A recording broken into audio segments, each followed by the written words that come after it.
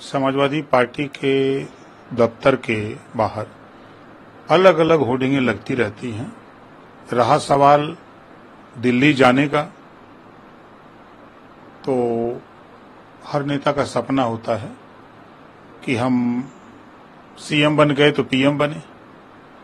तो सपना देखना कोई बुरी बात नहीं है, लेकिन सपने के लिए काम करना बहुत जरूरी बात होती है। तो काम तो है नहीं, सपना दिल्ली का है, तो सपना देखना अच्छी बात है। भावी प्रधानमंत्री उनके लोग उनको बता रहे हैं होर्डिंग में। अब उनके लोगों की सोच है, तो उनके लोग काम भी तो उस तरह करें। खाली यूपी में लड़ करके प्रधानमंत्री नहीं बन सकते हैं। यूपी में 80 लोकसभा है और यूपी से ही दिल्ली का रास्ता तय होता है और हमें पूरा भरोसा है कि 80 लोकसभा जीतेंगे। ये हंसी के पात्र बन रहे हैं। जो स्थितियां पैदा हैं उसमें हंसी के पात्र बनते जा रहे हैं और कोई कुछ है नहीं। क्या लगता है अखिलेश यादव कब प्रधानमंत्री नहीं बन सकते हैं?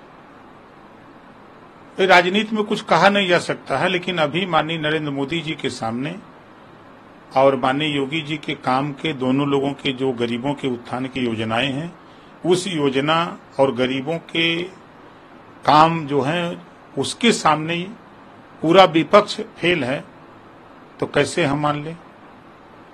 आज उत्तर प्रदेश में वो 80 सीट जीतने का दावा कर रहे हैं।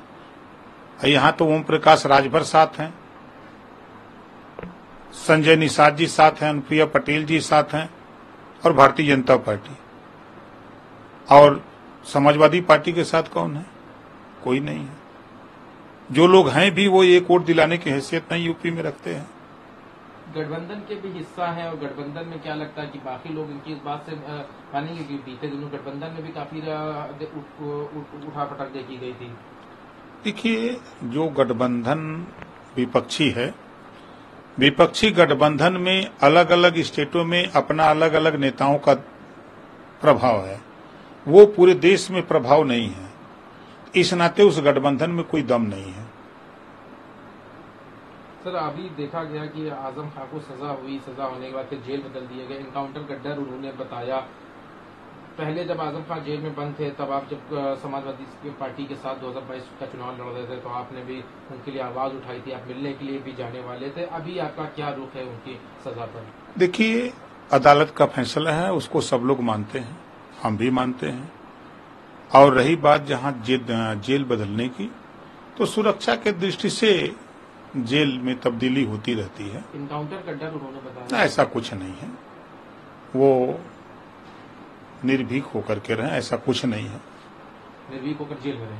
हाँ भाई, अब अदालत का आदेश है तो जेल में नहीं रहेंगे तो बाहर तो रह नहीं सकते। कहा जा रहा है समाजवादी पार्टी की तरफ से उनके लिए बदले की कार्रवाई हो रही है, मुसलमान है इसलिए उनके ऊपर ये कार्रवाई हो रही है। तो जब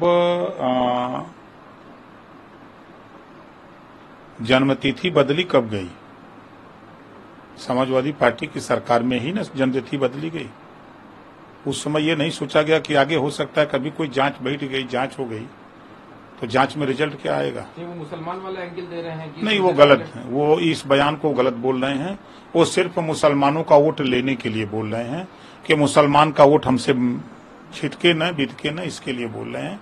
ऐसा कुछ है नहीं। क्या पूरी पार्टी और खुद अखिलेश यादव काफी मेहनत कुछ कर रहे हैं कि आजम खान जेल से छूटे? क्या उनके लिए कुछ मेहनत करी जा रही है उनकी मदद के लिए? एक भी आंदोलन बता दीजिए जो आजम खां के लिए हुआ हो। एक भी आंदोलन बता दीजिए कि जो आजम खां के लिए हुआ हो। ये सिर्फ वोट के लिए आजम खां का इस्तेमाल होगा, अबू आजमी का इस्तेमाल होगा। लेकिन तो आजम खान और अबू आसिम आजमी को ये बात नहीं समझ में आ रही है क्या? अब वो उनका विषय है, वो अपनी राजनीति करने के उद्देश्य से उनके साथ चपने हुए हैं।